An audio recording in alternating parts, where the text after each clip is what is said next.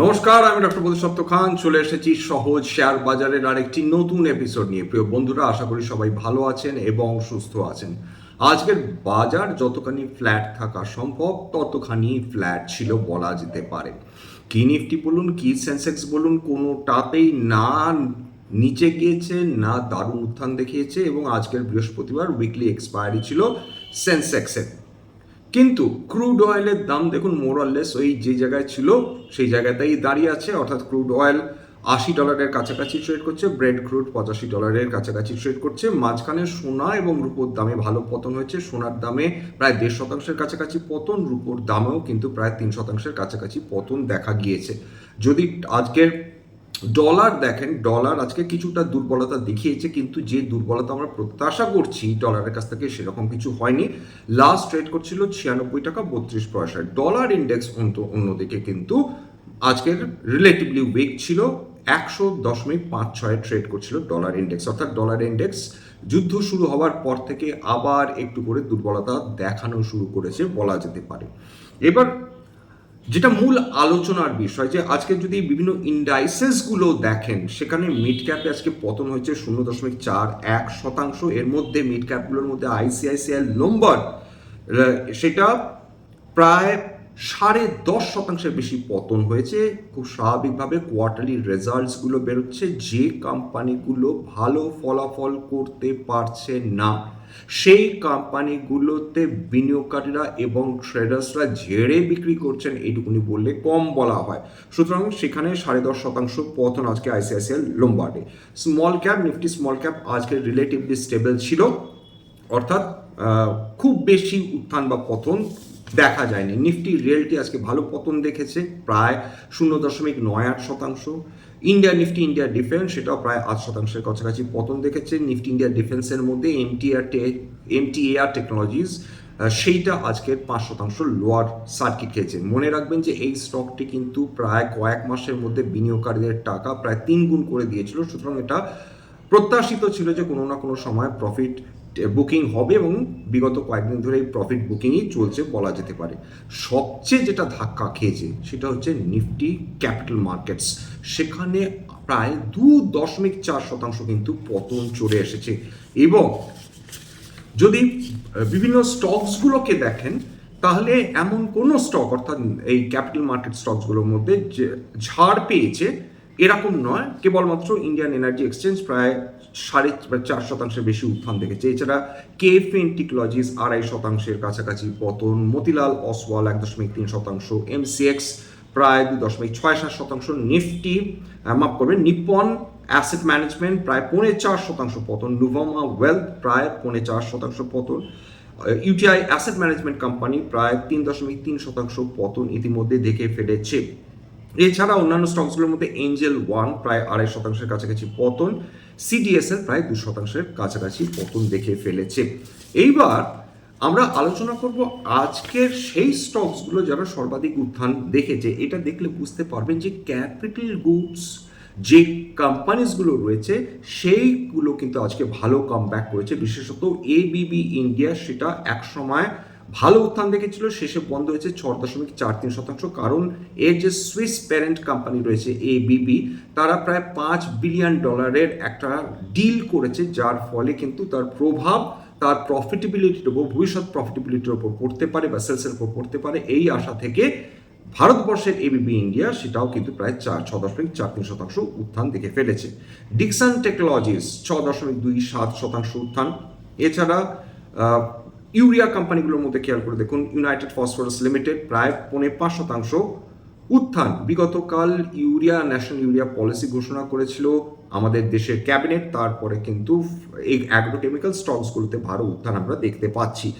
ভেল অনেকদিন পর আবার প্রফিটেবল হয়েছে, 4%-এর বেশি উত্থান। এসআরএফ এটা একটা কেমিক্যাল কোম্পানি বা অ্যাগ্রোকেমিক্যাল কোম্পানি, 4%-এর বেশি উত্থান। পিজি ইলেকট্রোপ্লাস্টিক্স 3.5%-এর উপর উত্থান। কেন্স টেকনোলজি একই ধারে সেমিকন্ডাক্টর কোম্পানি, সুতরাং সেই জায়গাটা দেখে বিগতকাল 1,00,000 কোটি টাকার উপর যে ইনভেস্টমেন্টের কথা সরকার ঘোষণা করেছেন, বিশেষ করে সেমিকন্ডাক্টর 2 এই যে প্ল্যান্টটার মধ্যে, তারপর কিন্তু সেমিকন্ডাক্টর স্টকসগুলো বেশ চাঙ্গা হয়ে উঠছে বলা যেতে পারে বা ধরা যেতে পারে। সিমেন্স ইন্ডিয়া 2.4% উত্থান। সোনা বিএলডব্লিউ বিগত কয়েকদিন ধরে খুব ভালো পারফরমেন্স দেখিয়ে চলেছে, আজকেরও তার ব্যতিক্রম হয়নি, 2% বেশি উত্থান। অ্যাম্বার এন্টারপ্রাইজেস 2% বেশি উত্থান দেখেছে। এবার কয়েকটা কোম্পানি বলি যাদের রেজাল্ট ভালো হওয়ার পর বিনিয়োগকারীরা তাদের পুরস্কৃত করেছে। হিমাদ্রি স্পেশালিটি কেমিক্যালস, সেটা প্রায় 6%-এর কাছাকাছি উত্থান এবং তার প্রফিট জুন 2025-এ 179 কোটি টাকা ছিল, সেটা জুন 2026-এ বেড়ে দাঁড়িয়েছে 228 কোটি টাকা, অর্থাৎ 27% প্রফিট বৃদ্ধি হয়েছে। এমভি ফটোভোল্টেক, রিনিউয়েবল এনার্জির মধ্যে সোলার কোম্পানি, এদের 102%-এর বেশি প্রফিট বৃদ্ধি হয়েছে। জুন 2025-এ এদের প্রফিট ছিল 188 কোটি টাকা, নেট প্রফিট এইবার বেড়ে দাঁড়িয়েছে 380 কোটি টাকায়, যার ফলে এই স্টকটিতে আজকের 8%-এর বেশি বৃদ্ধি হয়েছে এবং এটা লিস্টিং হওয়ার পর থেকে এটা তার সর্বকালীন উচ্চতা ছুঁয়েছে বলা যেতে পারে। এবার চলে আসি এমন একটা এরিয়াটা যেটা আমাদের ডেফিনেটলি একই সঙ্গে আমাদের ভবিষ্যৎ বটে, একই সঙ্গে সবচেয়ে গ্রোথ ওরিয়েন্টেড সেক্টরসগুলোর মধ্যে অন্যতম বটে, কিন্তু যার ফলে এশীয় বাজারগুলোতে যে বিপুল পরিমাণ ভোলাটিলিটি বৃদ্ধি পেয়েছে, যেভাবে এক একদিন এক একটা ইন্ডাইস বা এক একটা দেশের সূচকগুলো 6-9% উত্থান দেখছে এবং 6-9% পতন দেখছে, সেইটা কিন্তু যথেষ্ট চিন্তার বিষয়। এশীয় মার্কেটগুলো বিগত বহু বছর ধরে দারুণ বলা যেতে পারে ডোসাইল ছিল, অত্যন্ত লো বিটা ছিল বলা যেতে পারে, কিন্তু এই তাইওয়ান, কোরিয়া এবং জাপানের যে ইন্ডাইসেসগুলো, সেগুলো এমনভাবে ভোলাটিলিটি লাভ করেছে, এমন হাই বিটা মানে মার্কেট হয়ে গেছে, সেটা মানুষ কল্পনাও করতে পারেনি। বিশেষত 2026-এ এই ভোলাটিলিটি মাত্রাতিরিক্ত, থ্যাঙ্কস টু কৃত্রিম বুদ্ধিমত্তা এবং এই আর্টিফিশিয়াল ইন্টেলিজেন্স হয় বিনিয়োগকারীদের ডোবাবে, শর্ট টার্ম পিরিয়ডের কথা বলছি, নতুবা তাদেরকে নতুন একটা উচ্চতায় নিয়ে যাবে এমন একটা অবস্থার মধ্যে দিয়ে চলছে। বিগতকাল যদি কসপি খেয়াল করে দেখেন, সেটা যেরকম দুর্দান্ত উত্থান দেখেছিল, আজকের এশীয় মার্কেটসগুলো নিক্কেই, তাইওয়ান, কসপির মতন, এমনকি সাংঘাই, সেগুলো আজকেরও মারাত্মক পতন দেখেছে। নিক্কেই 225, সেটা জাপানের ইন্ডাইস প্রায় 2.97% পতন। তাইওয়ান যদি আজকের খুব ফ্ল্যাট ছিল, তা সত্ত্বেও কসপি দেখুন 6.8% পতন, সাংঘাই 1.88% পতন। সবাই আশঙ্কা করছেন যে যেভাবে আর্টিফিশিয়াল ইন্টেলিজেন্স কোম্পানিগুলোর অত্যাধিক দাম বৃদ্ধি হয়েছে, বিশেষ করে তার মার্কেট প্রাইসে, সেটা কি তার ফান্ডামেন্টাল কোয়ালিটিসগুলোর সঙ্গে সাযুজ্য, অর্থাৎ যে হারে শেয়ারের দর বৃদ্ধি পেয়েছে বিভিন্ন আর্টিফিশিয়াল ইন্টেলিজেন্স কোম্পানিসগুলোতে, সেই রকমভাবে কি তারা তাদের ইনকাম বৃদ্ধি করতে পারবে ভবিষ্যতে, তাদের প্রফিটেবিলিটি মেনটেন করতে পারবে? এই প্রশ্নটা বিশেষজ্ঞদের এবং বিনিয়োগকারীদের কিন্তু কুরে কুরে খাচ্ছে বলা যেতে পারে।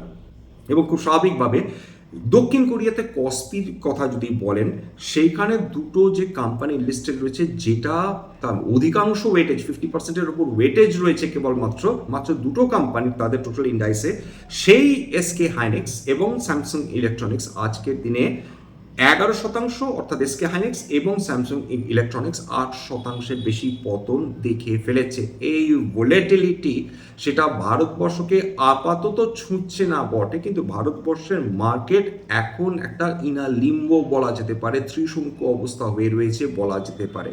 ফরেন ইনস্টিটিউশনাল ইনভেস্টার্সরা এখনো অবধি তারা ভারতবর্ষে ফেরেননি। ইরান আমেরিকা যুদ্ধ ক্রমাগত বৃদ্ধি পেয়েই চলেছে, চিন্তার কারণ বাড়াচ্ছে। একের পর এক তেলবাহী এবং গ্যাসবাহী জাহাজের ওপর ইরানের যে সৈন্যদল, তারা মিসাইল বা ড্রোন ছুড়ে বিভিন্ন নাবিকদের হত্যা করছে, নতুবা এদিকে আমেরিকা তারা মিসাইল ছুড়ে বিভিন্ন তেলবাহী বা গ্যাসবাহী জাহাজগুলো নাবিকদের হত্যা করছে। এইটা মারাত্মক কনসার্ন পুনরায় বৃদ্ধি করে চলেছে।